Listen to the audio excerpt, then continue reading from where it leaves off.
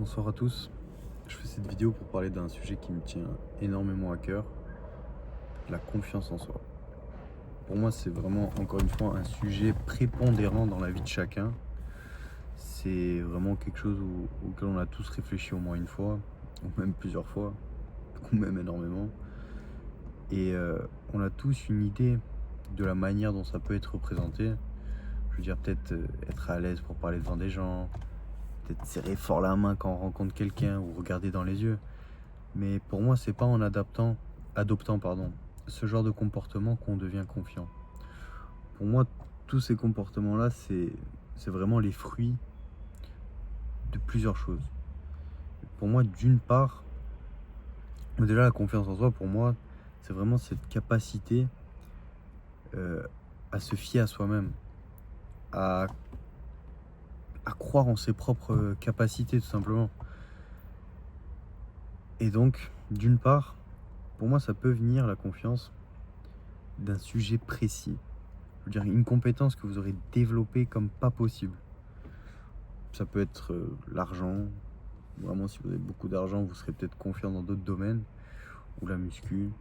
Ça peut venir d'une part du fait que, vu que vous avez atteint ce palier-là dans ce domaine, et que pour y arriver, vous avez fourni énormément d'efforts et que vous vous êtes cassé le cul, forcément, si vous vous lancez dans un domaine qui, pour vous, vous semble un peu plus accessible, même si vous n'avez aucune connaissance, vous savez que vous êtes capable de ça, donc forcément, ce palier-là, vous allez l'exploser.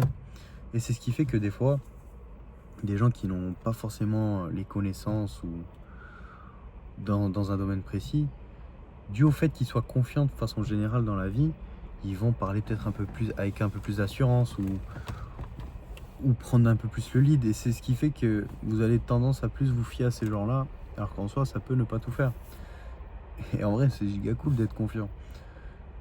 Mais pour en revenir sur le fait de développer une compétence, si on prend l'exemple d'un geek, quelqu'un qui joue énormément aux jeux vidéo, qui passe son temps sur la Play ou n'importe sur son PC, ce mec-là, au lycée, au collège, bah, il sera peut-être pas à l'aise, ou je veux dire dans un milieu social, il sera peut-être pas à l'aise. Mais par contre, s'il est devant son jeu, il sera beaucoup plus à l'aise. S'il est en partie vocale avec ses amis ou un appel, peu importe. Même si c'est avec des gens qu'il ne connaît pas forcément, s'il est dans ce domaine-là, ce ne sera pas une autre personne, bien évidemment, ce sera la même personne, mais il sera beaucoup plus à l'aise. Et il sera beaucoup plus à l'aise parce que dans ce domaine-là, bah, il aura de l'expérience. Il aura eu des milliers de parties. Il aura perdu des milliers de parties. Il aura gagné des milliers de parties. Et c'est ce qui fait qu'il est devenu bon. C'est en ayant eu des échecs, en ayant eu des victoires, et en travaillant, répétant, répétant, répétant.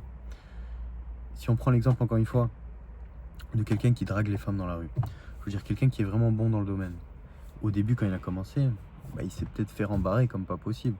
Vraiment, il s'est peut-être tapé la honte de sa vie et ça va peut-être traumatiser, mais ce qui fait qu'il est devenu bon, c'est qu'il a recommencé, qu'il a récidivé. Et qu'à l'heure d'aujourd'hui, s'il peut aller parler à des femmes avec beaucoup plus d'aisance, bah, c'est parce qu'il a eu de l'expérience. Et encore une fois, des succès. C'est exactement le même principe que pour le geek. Mais sauf que si vous switchez ces deux personnes, bah, même si elles auront confiance à fond dans ce domaine, forcément vous doutez bien que ça marche pas comme ça. C'est pas en se développant à fond dans un domaine qu'on devient la personne la plus confiante du monde. Si vous mettez le geek pour aller parler à une femme, bah ça peut. Bah, il aura pas forcément, enfin il aura même aucunement la même aisance que le type qui parle à des femmes peut-être tous les jours. Et ce type qui va draguer des femmes souvent, bah, si vous le mettez devant les jeux du geek qui a peut-être jamais joué, bah, il sera pas à l'aise, il sera pas bon. Donc c'est pas forcément que ça, mais il y a un avantage à se développer dans un domaine, c'est que ça peut avoir un effet de propagation. Si par exemple on devient super riche ou qu'on développe un super physique, il n'y a pas que ces deux exemples, mais c'est ceux qui me viennent en tête et c'est facile à comprendre. Bah en fait je l'ai dit, vous faites quelque chose qui est à ce niveau-là, quand vous arrivez à quelque chose de ce niveau-là, c'est beaucoup plus simple.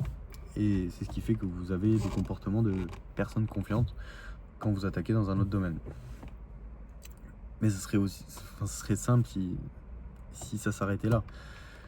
Mais de toute façon, moi, je prétends pas avoir la science infuse et je peux pas traiter de tous les étapes, tous les paliers, tous les points de la confiance en soi. Je fais juste une vidéo parce que ça me fait kiffer et je vois pas plus loin que ça. Ce qui fait que qu'on peut développer sa confiance en soi énormément, pour moi, c'est passer à l'action.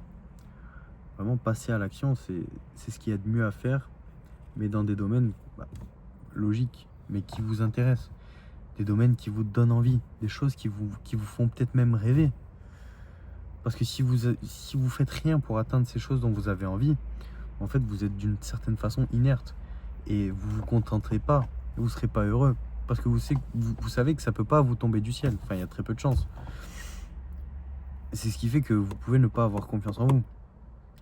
Mais si vous faites les efforts, si vous passez à l'action, le simple fait de passer à l'action, que ce soit vraiment lancer un business, construire un physique, si vous êtes obèse et que vous avez un peu peur d'aller à la salle, en fait tout ça, vous prenez des risques. Vous prenez des risques en lançant un business, en changeant de pays, en quittant votre partenaire, en allant parler à une femme. Mais ce qui fait que si vous prenez des risques, vous vous démontrez à vous-même que vous faites preuve de courage. Et en fait, il réside dans ça. Pour moi, la confiance en soi, ça réside dans ça. C'est dans le fait de se prouver à soi-même qu'on est capable. Parce que ce qui fait que vous pouvez avoir confiance en un collègue ou à une personne quand vous lui confiez une tâche, c'est parce que cette personne-là, elle vous a prouvé qu'elle en était capable. Après, ça dépend de l'importance de la tâche que vous lui confiez, mais je veux dire de façon générale, c'est comme ça que ça marche. Vous savez qu'elle va réussir parce que vous l'avez déjà vu réussir, ou qu'elle dispose de compétences dont vous savez que ça peut lui permettre de réussir la tâche que vous lui avez confiée. Et c'est exactement la même chose avec soi-même. Si forcément tous les jours on s'envoie des mauvais signaux, on peut pas avoir confiance en nous. Et des fois, c'est vraiment sans même s'en rendre compte. Et c'est pour ça, je pense que c'est important de s'y intéresser. Parce que ça vous permet de prendre du recul sur vous-même. Mais forcément, au bout du compte, ça vous améliorera. Une autre chose aussi, c'est le fait de rejeter tout le temps la faute sur des éléments extérieurs ou sur les autres. Ça, pareil, c'est giga mauvais parce que si vous renvoyez tout le temps la faute sur les autres, ce que ça traduit, c'est que vous êtes impuissant. Vous ferez jamais confiance à quelqu'un qui est impuissant dans sa vie, dans tout ce qui lui arrive. C'est juste de la logique. Mais encore une fois, pour moi, de toute façon, je pense que je vais le répéter 100 000 fois et tout ce que je vais dire dans cette vidéo, l'éloquence, tout ça, ce sera pas parfait. Mais ce sera parfait parce que je l'aurai fait. Mais c'est vraiment le travail. Le travail. Ça, c'est vraiment la base de la confiance en soi. Parce que la confiance en soi, c'est le sentiment de victoire. Vous pouvez pas avoir de sentiment de victoire si vous gagnez pas. Donc il faut gagner. Mais pour gagner, forcément, il faut travailler. Mais vous pouvez pas que gagner. Il y a aussi des échecs. Donc c'est un processus, c'est long. Et ça, faut l'appliquer dans tout. Et par rapport aux échecs, en fait, des fois, je peux comprendre que pour certaines personnes, ça puisse les impacter. Je parle pas forcément si vous prenez des risques, des choses qui peuvent vous arriver dans la vie de tous les jours. Mais les échecs, des fois, ça fait du bien. Parce que ça vous apprend énormément de choses. Et pour moi, un échec, faut le voir comme une montagne à gravir. La hauteur de la montagne sera définie par la difficulté de l'échec. Et si vous voulez surmonter cet échec et surmonter cette montagne, eh ben vous pouvez pas le faire en regardant constamment le sommet. Si vous partez à la montagne et que vous essayez de faire une randonnée en regardant constamment le sommet, vous regardez plus devant vous. Si vous regardez plus devant vous, vous trébuchez, vous prenez des branches, vous tombez même de la falaise si vraiment la montagne est giga élevée et que voilà, l'échec à surmonter l'est aussi. C'est vraiment en regardant devant soi. Et c'est ce qu'il faut faire. Il faut regarder devant soi. C'est ça le travail. C'est regarder devant soi et gagner en regardant devant soi. Alors, ça peut ne pas être facile à comprendre, mais si je prends l'exemple de développer un physique, si on pense constamment au fait de vouloir ressembler à Arnold, c'est pas ça. C'est bien de l'avoir en tête, mais c'est pas ça qui vous fera ressembler à Arnold. C'est le fait de bien manger, bien dormir, s'entraîner, faire du cardio Et voilà, bon après se doper aussi, mais ça c'est un autre sujet. Mais je veux dire que ces petites choses-là, c'est ça le succès au quotidien. C'est ça les petites victoires. Il y en a des plus grosses, il y en a des plus petites, mais c'est à force d'en avoir que vous finirez par atteindre cet objectif. Et des fois, peut-être que vous l'atteindrez sûrement jamais. Mais vous serez quand même beaucoup plus avancé qu'au moment où vous aurez commencé. Et vraiment, ce qui est le plus important, c'est de ne pas abandonner. Parce que si vous abandonnez, vous retournez au point de départ. Et si vous retournez au point de départ, vous aurez toujours cette envie de vouloir ressembler à Arnold. Et vous vous contenterez par quoi? Forcément par des plaisirs éphémères, de la dopamine rapide, que ce soit de la malbouffe ou les réseaux sociaux à balle. En fait, plus c'est éphémère, plus vous avez besoin de quantité, et de le refaire. Et en fait, pour moi, c'est quelque chose de vraiment nocif parce que vous passez à côté de votre vie. Vous regardez pas plus loin que le bout de votre nez et je pense que beaucoup, et c'est ce qui arrivera à beaucoup, je pense, c'est qu'ils se réveilleront à 40 ans, 50 ans. Et je pense que ça arrive à beaucoup de gens et c'est vraiment malheureux. Mais ils se rendent compte qu'ils sont passés à côté de leur vie, alors qu'en soi, je vous assure que pour atteindre vos objectifs, ce qu'il faut, c'est juste un peu de volonté et vraiment s'intéresser. Et petit à petit, c'est petit à petit, donc forcément, vous allez y arriver. En fait, tout est possible. Donc à partir de ce principe-là, vous pouvez que réussir. À part si vous abandonnez, ça c'est sûr. Mais voilà, faut se lancer. Mais des fois, se lancer, en fait, on le fait pas. Parce qu'on a peur, parce que des fois, on manque de légitimité. Je vous prends mon exemple personnel. J'ai toujours voulu créer du contenu. Et plus particulièrement récemment sur des sujets genre, ça peut être l'amour, la confiance en soi. Je veux dire des sujets un peu philosophiques parce que j'aime bien débattre et épiloguer sur des choses comme ça. Mais je me disais au fond de moi, je suis pas philosophe. Je suis que moi. Je peux pas prétendre faire quelque chose de bien. Mais en fait, si je fais rien, ça sera jamais bien. Là, je sais que j'ai dû me tromper 1000 fois dans ce que j'ai dit, de la manière dont je l'ai dit. J'ai peut-être bégayé. Mais au final, je l'ai posté. Et la prochaine vidéo, elle sera mieux. Et forcément, ce sera un petit succès qui fait qu'un jour, je vais gagner. Et je suis déjà en train de gagner. Et c'est un état d'esprit de malade parce que je vous prends encore mon exemple perso pour la musculation. Je sais que des fois, quand je vais m'entraîner, je regarde à côté de moi et je vois des mecs. Putain, mais ils m'éteignent.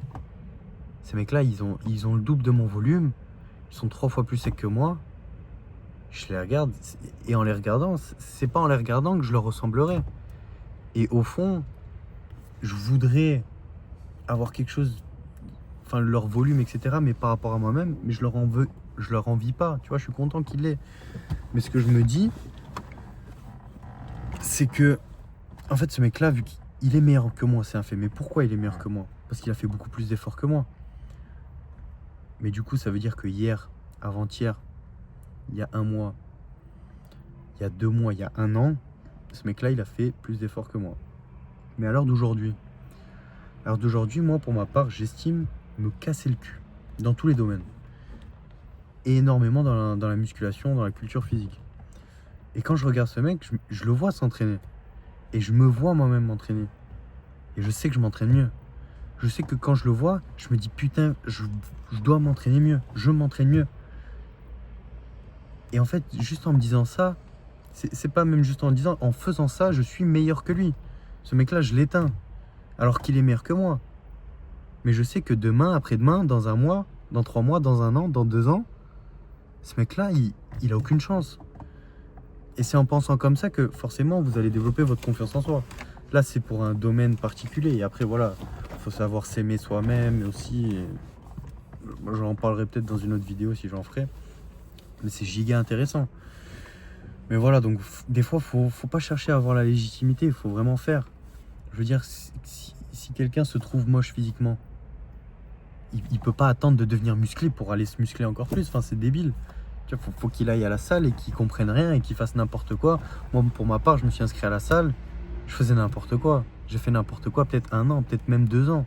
J'ai eu des moments où j'ai arrêté pendant 3, 4 mois, 6 mois même. Franchement, ça fait partie des défaites du processus et du travail qu'il faut faire, qu'il faut pas abandonner pour pouvoir gagner. Mais ça, c'est plus situationnel. Mais après, voilà, c'est vraiment un état d'esprit. Et de toute façon, tout ce que je dis, bah, au fond, ça reste que de la branlette intellectuelle. Ce qui fait que vous allez réussir, c'est de le faire. Si demain, moi, j'arrête tout ce que je fais, mais que j'ai quand même ces connaissances en moi, ça va rien changer. Enfin, je veux dire, je vais revenir au point de départ, même en sachant tout ça. Donc, faut s'intéresser énormément au sujet.